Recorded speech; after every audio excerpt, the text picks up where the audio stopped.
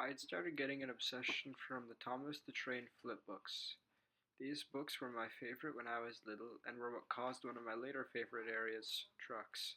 Trains were my absolute favorite hobby for a number of years and were one of my parents' biggest expenses, from getting me train sets or anything related to Thomas and his friends. When I first started reading, I loved to read road signs. I would be in my booster seat in the car and yell commands at whoever was in the driving seat. I have vivid memories of my mom getting mad at me when I wouldn't stop yelling that there was a deaf child in the area. Diary of a Wimpy Kid was the first book series that I got into. It was the first book that I really enjoyed reading. I would read the books non-stop and just not be able to put them down. I would finish the 200-page book in less than a day when I was only 9 years old. The Dark Frigate is one of the most difficult books I've ever read. The book was not only in very small print, but was also very difficult in its wording. The book used Old English and many hard words.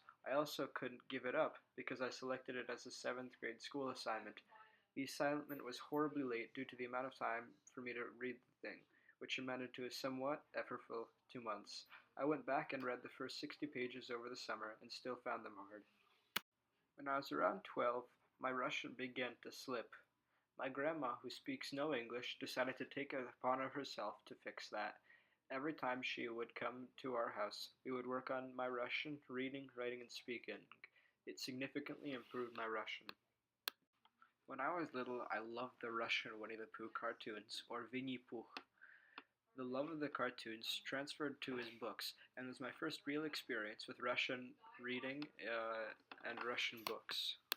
Russian story tales or сказкis were my first experiences of being read to.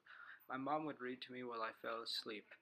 There are many stories that I enjoyed, but my favorites were about the Swamp Goblin, Kikimora, and Baba Yaga. I remember that I once went to a fair with my mom and there was a touch tank. I was about 9 years old and saw that there was an error in the labeling of one of the species of snails.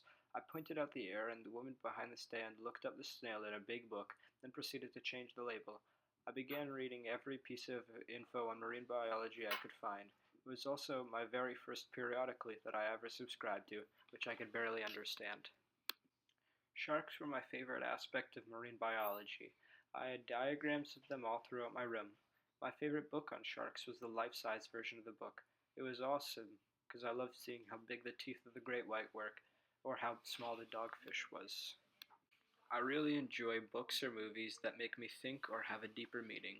The Alchemist fulfilled both of these as well as being just a good book with a good storyline. Ever since I read the book, I've been thinking of goals and sizing myself up against them. I learned a fair bit from the book, but the part that I have been thinking about the hardest are the obstacles and assists that life gives you to fulfill your ultimate goal.